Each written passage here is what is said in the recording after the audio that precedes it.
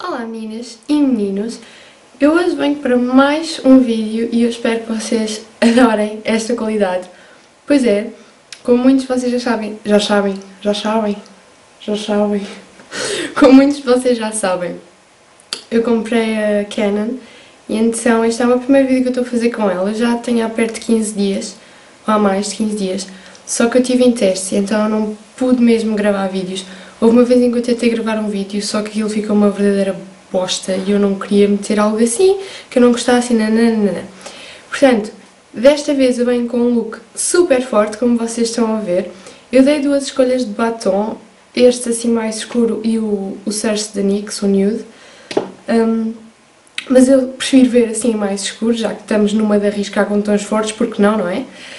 Então, se querem saber como é que eu fiz este look, continuem a assistir.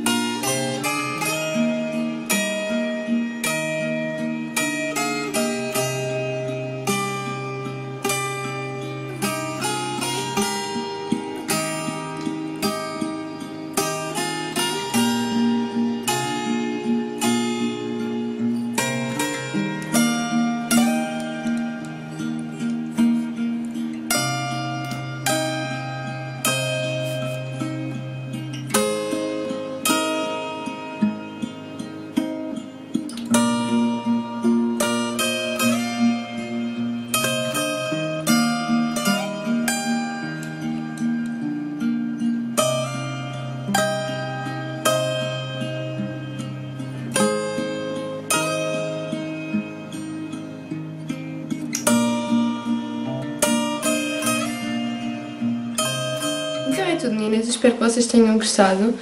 Se têm alguma dúvida, alguma sugestão, algum pedido a fazer, não se esqueçam de deixar aqui em baixo nos comentários. E eu vou-vos ver para o próximo vídeo. Tchau! E queria mandar um beijinho especial para a Joana Williams, porque ela é uma fofa, vá, e ela sabe que eu estou aqui para tudo, não é? Jura, juradinho.